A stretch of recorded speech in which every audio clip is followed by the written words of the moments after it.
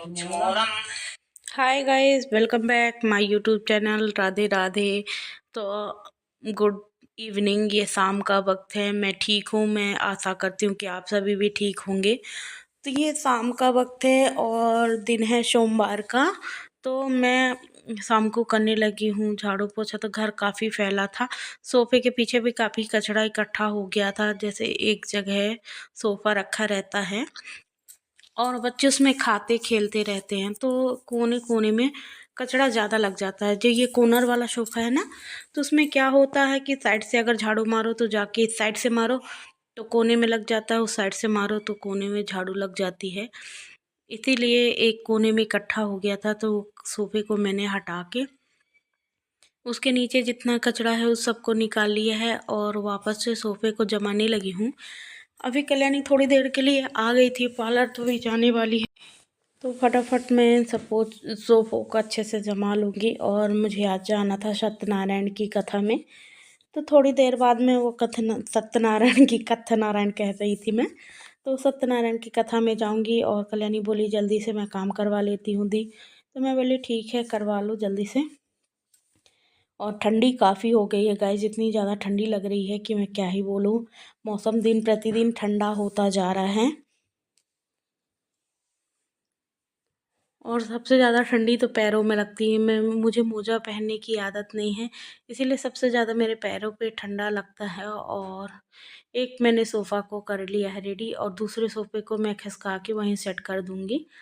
तो मैंने सोफ़े को खिसका दिया। उसके पीछे की जो पॉलीथीन थी तो मैं सोची उसको काट के मैं निकाल दूँगी, पर कल्याणी उसी को मतलब दुना के समेट के उसी के अंदर एडजस्ट कर दी थी और मैंने नहीं किया था। मैं बोली बाद में करेंगे।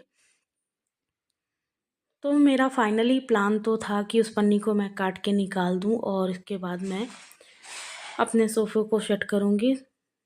तो सोफ़ों पे मैं चढ़ा दी हूँ कवर और कल्याणी लगाने लगी है झाड़ू। तो फाइनली मेरा सोफ़ा बन के रेडी हो गया है और ये देखिए ऐसा है लुक। और वहाँ जब तक कल्याणी पूरे कमरों में झाड़ू लगा रही थी, किचन में भी लगा दी है और उसको इतनी ठंडी लग रही थी कि वो पैर में मोजे पहनी है और अपने जीजा जी का कोट भी पहने घूम रही थी। तो मैं बोली जीजा को भी अब पहन के घूम। कल्याणी को ठंडी इतनी लगती है कि किसी के कपड़े नहीं छोड़ेगी ठंडी में, मतलब उसको सबके कपड़े पहनना, चाहे मेरे हों चाहे उसके जीजा जी के हों चाहे जिसके भी हों, तो उसको सबसे ज़्यादा ठंडी लगती है। तो ये है मेरा फाइनल लुक और एक तकिया का कुशन बच गया है। ये बाकी बच्चे खेल के ऐसे फाड़े हैं क्या बताऊँ। तो कुछ सामान कल्याणी को झाड़ू लगाते समय मिला था तो मुझे दी, मैं उसको उठा के रखाई थी। फिर इसके बाद मैं आ गई थी किचन में। तो ये हम कल बर्तन धोए थे, तो वो उस बर्तन को मैं जमाई नहीं थी, सेट नहीं करी थी बर्तन वाले स्टैंड में। तो सारे बर्तनों को मैं ना अच्छे से जमा दूँगी। और बर्तन वाले जो नीचे एक अलमारी है ना, मैंने उसे बर्तन रखने के लिए बनाया है, क्योंकि हमेशा मतलब कुछ ऐसे बर्तन होते हैं जो कभी कभी लगते हैं, तो वो बर्तन मैं उसी में रखती हूँ। जैसे मतलब इडली का साँचा है, ये सब वाले आइटम मैं एक अलमारी बना के रखी हूँ पर्सनल। तो मैं सारे बर्तन उसी में जमा के रखती हूँ और डेली यूज़ के कुछ मैं जाली में डाल देती हूँ, कुछ बर्तन वाले स्टैंड में लगा देती हूँ। और फटाफट बर्तन मेरे फाइनली जम गए हैं और जल्दी से बर्तनों को धो लेती हूँ। तो मैं चल दी हूँ बर्तनों को अच्छे से वॉश करने। तो सबसे पहले मैं वॉश कर लूँगी जितना उसमें जूठन लगा है उन सबको। तो नल चलने के बाद मैं सबसे पहले बर्तन धोने के पहले एक बार अपने सारे बर्तनों को पानी से धोती हूँ। इसके बाद मैं स्क्रबर की मदद से, विम जेल की मदद से सारे बर्तनों को धोती हूँ। तो मैंने सारे बर्तनों को अच्छे से एक पानी से धो लिया है। सिंक के एरिया को मैं फाइनली खाली कर लेती हूँ और जो उसमें जूठन बचा होता है उसको मैं एक कटोरी में डाल के रख लेती हूँ। तो एक बर्तन में उस जूठन को डाल लिया, फिर मैं विम जेल की मदद से सबसे पहले सिंक का एरिया अच्छे से धोऊंगी। तो सबसे बर्तन धोने से पहले मेरे ये हमेशा की आदत है कि मैंने पहले सिंक को ही धोना है। तो मैंने सिंक के एरिया को धो लिया है और फटाफट मैं धोने लगी हूँ बर्तनों को। तो जल्दी से मैं बर्तन धो के हो जाऊँगी रेडी। इसके बाद मैं मार्केट से लाई थी काफ़ी सारी सब्ज़ी, तो मैं उन सब्ज़ी को स्टैंड पे लगा दूँगी। तो देखिए सब्ज़ी मैं लाई थी मार्केट से, तो मैंने ये बर्तन वाले स्टैंड में जमा दी है और इसको रख दूँगी साइड पे।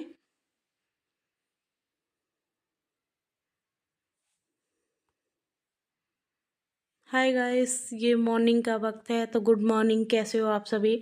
तो मैं उठ गई हूँ और चलिए मैं आपको दिखाती हूँ। क्योंकि मेरा झाड़ू पोछा हो गया है, मैंने पूरे घर को रेडी कर दिया है। तो मैं सुबह 4 बजे उठ गई थी। आज क्या हुआ कि मुझे रात को नींद नहीं आई, तो मैं फाइनली 1 बजे से नहीं सोई थी। तो मैंने भागवत देखा, कुछ राधा कृष्ण के गाने सुने। तो मेरा सारा काम होने के बाद का टाइम है 5:32। तो ये सुबह का वक्त है और इसके बाद मैं सभी आधी लोगों घंटे को सो है, गई, मैं उठ मैं उठ गई गई हूँ। हूँ। तो तो मैंने मैंने कढ़ाई कढ़ाई चढ़ा चढ़ा दी दी है, है, कढ़ाई कढ़ाई पे पे डाल डाल दिया दिया तेल तेल और और मैं मैं कर कर रही रही हूँ हूँ सब्ज़ी सब्जी बनाने की बनाने की तैयारी। तो तैयारी। तो मैंने मैंने आलू, आलू गोभी, गोभी शिमला शिमला मिर्च मिर्च कट कट करके करके रख रख ली ली है है और और मैं मैं रखी हूँ रखी हूँ गोभी गोभी को को कद्दूकस कद्दूकश करके। करके। ये ये गोभी गोभी है है और और चलिए चलिए मैं मैं बनाती हूँ बनाती हूँ फ्राई फ्राई करके करके सब्ज़ी। सब्जी। तो तो फटाफट फटाफट मैंने मैंने सब्ज़ी को सब्जी को फ्राई फ्राई कर कर लेना लेना है, है, उसके उसके बाद मैं बाद मैं अपना। अपना। तो मैं सब्ज़ी फ्राई करने के लिए डाल दी हूँ तेल और पीछे भजन बज रहे हैं, मेरे प्रिय भजन राधे राधे। क्योंकि मुझे राधे राधे सुनना इतना अच्छा लगता है गाइस कि मैं क्या ही बोलूँ। मेरा मन राधे राधे ही कहता है, हर सांस में मेरा मन राधे राधे कहने का मन करता है। तो मैंने डाल दिया है, तेल गरम हो गया था तो जीरा ऐड कर दिया है और थोड़ी सी मिर्ची। क्योंकि मैं बच्चों की सब्ज़ी बना रही थी, सिंपल तरीके से ही बनाती हूँ। तो मैंने ऐड कर दिया इसमें आधा छोटा सा प्याज और प्याज को मैं अच्छा गोल्डन ब्राउन होने तक भूनूंगी।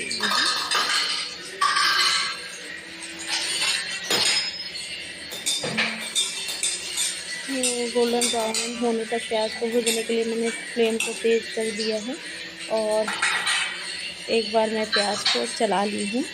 इसके बाद मैं सब्ज़ी को निकाल के एक प्लेट पे रख लूँगी।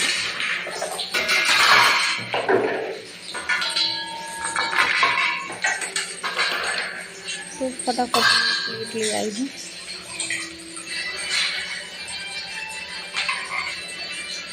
और मंथ मेरा मतलब जो राधे राधे बजता है तो मैं बीच बीच में नाचने भी लगती हूँ अपनी राधा रानी के लिए। और मेरी भगवान से यही अरदास है कि किस दिन मुझे मथुरा वृंदावन बुलाएंगी। काश महारानी मुझे एक बार राधा रानी मुझे अपने चरणों में बुला ले। एक बार वृंदावन जाने की हार्दिक इच्छा है, पता नहीं किस दिन से ही सुनेंगी। तो अभी तो गृहस्थी के काम ही संभाल रही हूँ। तो चलिए मेरी सब्ज़ी हो गई है, प्याज हो गई है, सब्ज़ी को ऐड करने के बाद मैं डाल देती हूँ जो आलू को जो नीचे गिर गए थे, मैं सबको उठा के डाल दी हूँ। क्योंकि प्लेटफॉर्म एक बार मैंने सुबह साफ़ किया था, एक बार सोने से पहले कर लेती हूँ और खाना बनाने से पहले मैं एक कपड़ा तो ज़रूर मारती हूँ प्लेटफॉर्म में। उसके बाद मैं कोई काम करती हूँ। तो सब्ज़ी को मैंने अच्छे से मिक्स किया, मिक्स करने के बाद मैंने उसको ढक दिया। ढकने के बाद जितने सारे सामान हैं उन सबको जमा दूँगी पन्नी और वो चम्मच वम्मच को सब सही जगह पे रखूँगी। और ये जो प्लेटफॉर्म फैला था उसको भी मैंने कपड़े मार के एक बार साफ़ कर लेना है। और मैं ऐड कर दे रही हूँ कढ़ाई पे नमक। तो मैंने सब्ज़ी पे नमक डाल दी हूँ और थोड़ी सी डाल दूँगी हल्दी पाउडर। तो फटाफट मैं डाल दी हल्दी पाउडर। हल्दी पाउडर डालने के बाद अच्छे से मिक्स देंगे। अभी धीमी धीमी आँच में मैं इसको पकाऊँगी। उसके बाद मैंने पूरे हॉल में इस कमरे में तो झाड़ू पोछा कर लिया था, लेकिन एक कमरे में मैं झाड़ू पोछा नहीं करी थी। उसके बाद वहाँ भी मैं चली जाऊँगी। तो फटाफट मैं ले आई हूँ आटा, तो जल्दी से मैं लगा ले रही हूँ आटा। क्योंकि टाइम भी हो रहा है, अब बच्चों का 6 बजने वाले हैं और 6:30 बजे तक वैन आ जाएगी, 6:45 तक। तो इसीलिए मैं भी जाऊँगी तो बच्चों को उठाऊँगी और जहाँ गाड़ियाँ खड़ी होती हैं वहाँ सबसे पहले तो झाड़ू पोछा करूँगी, फिर इसके बाद बच्चों को उठाऊँगी।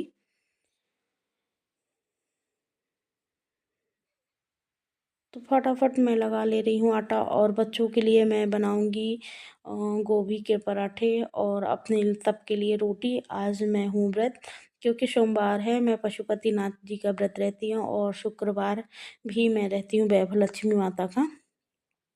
तो ये देखिए मैं जल्दी से लगा ले रही हूँ आटा। आटा लगाने के बाद मैं चली जाती हूँ पोछा लगाने। पोछा लगाने के बाद मैं वापस आई थी तो मैंने चेक करा सब्ज़ी की कंडीशन क्या है। तो सब्ज़ी टमाटर डालने लायक हो गई थी तो मैंने फटाफट ऐड कर दिया है टमाटर, और एक टमाटर ख़राब निकल गया था। बाज़ार में जाओ तो सारे टमाटर ऐसे रखे रहेंगे जैसे शोरूम में रखे हैं। इतने महँगे देंगे कि मैं क्या ही बोलूँ। इस समय ठंडी में इतना टमाटरों का रेट गिर जाता था कि मतलब 10 रुपए किलो मिलते थे, लेकिन अभी आज भी 60 रुपए किलो ही मिल रहे हैं।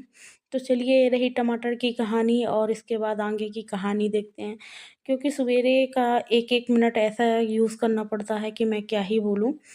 तो उसी समय को देखते हुए मैं बनाने लगी हूँ फटाफट रोटियाँ।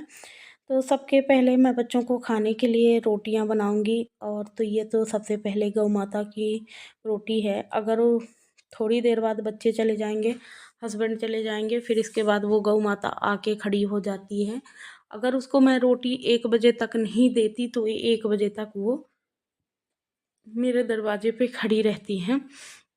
इसीलिए मैं उसके लिए तो पहले ही बना के रख लेती हूँ।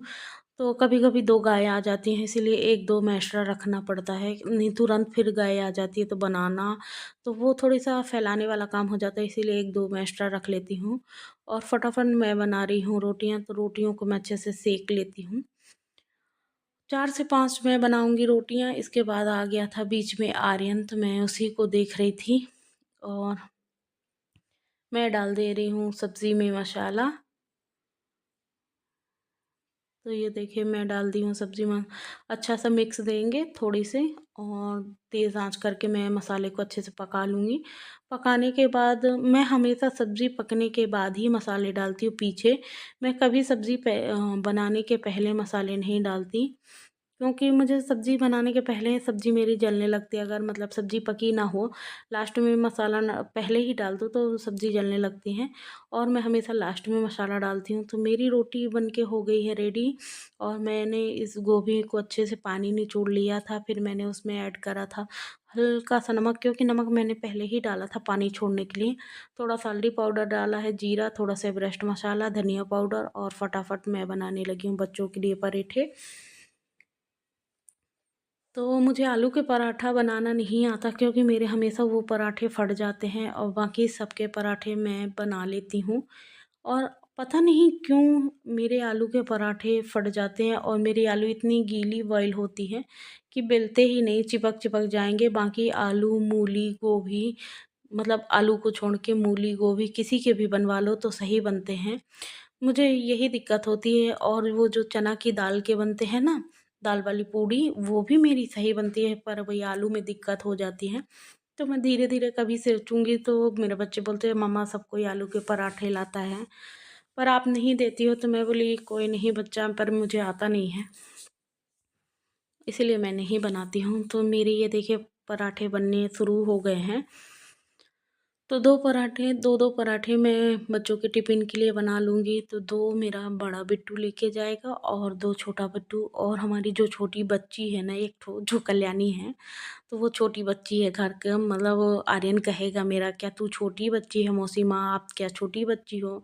तो वो छोटी बच्ची है तो उसके लिए भी बना के रखूँगी, नहीं फिर वो नाराज़ हो जाती है, बोलती है अपने बच्चों को पराठा बनाई थी और मुझे रोटी खिलाती है। तो मतलब इसके जीजा जी खूब हँसेंगे कि देख रहे हो छोटे बच्चों की बराबरी करती है। मैं बोली चलिए हटाइए उसको, छोड़िए, उसके काम ही क्या है। तो ये पराठा बनने के बाद मैंने लगा दी है बच्चों की टिफ़िन, और बची हुई जितनी सारी रोटियां थी उनको भी मैं सेक लेती हूँ।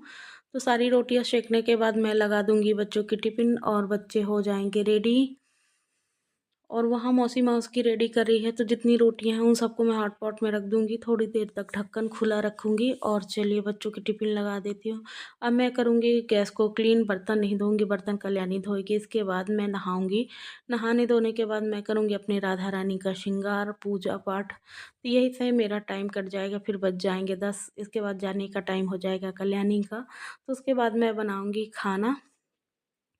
यही पूरा दिन का नियम है और यही काम चलता रहता है। तो आप सबको मेरी वीडियो कैसे लगी, प्लीज़ लाइक करें, कमेंट करें, सब्सक्राइब करना ना भूलें। आपको मेरी वीडियो कैसी लगी आप ज़रूर बताइएगा। राधे राधे गाइस, मैं आपसे मिलूँगी नेक्स्ट ब्लॉग में।